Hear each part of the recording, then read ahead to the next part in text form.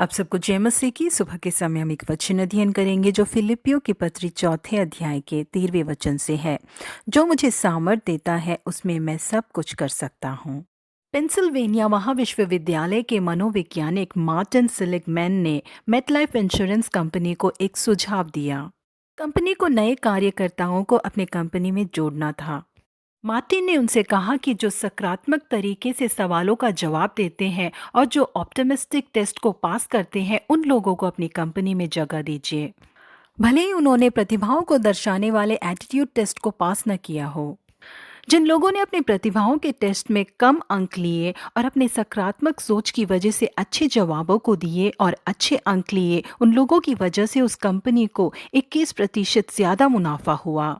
दूसरे साल इन सारे छात्रों की परफॉर्मेंस बाकी सारे छात्रों से 57% ज्यादा थी।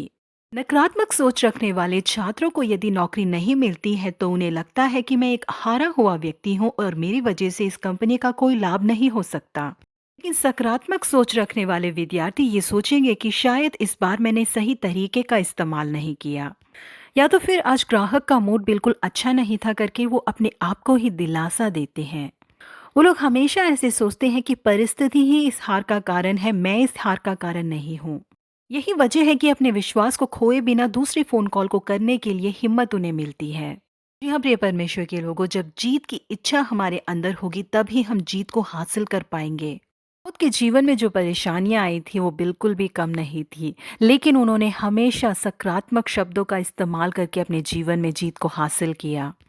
गोलियत से लड़ने के लिए मैं जाऊंगा करके जब दाऊद ने जाकर साउल से कहा, उस समय साउल ने दाऊद से कहा, तू जाकर उस फिलिस्ती के विरुद्ध युद्ध नहीं कर सकता, क्योंकि तू तो लड़का ही है और वह लड़कपन ही से योद्धा है।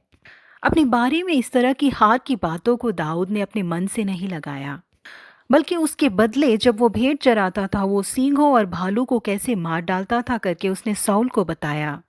बहुत ही सकारात्मक तरीके से ये फिलिस्ती भी उन्हीं में से एक होगा करके दाऊद ने कहा।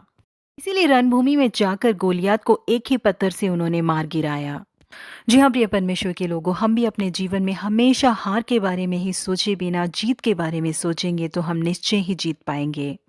हम भी पौलुस की तरह आज के दिन कहे, जो मुझे सामर्थ देता है उसमें मैं सब कुछ कर सकता हूँ करके अपनी जीत को हासिल करें। प्रभु आप सबों को आशीषित करे। Have a blessed day.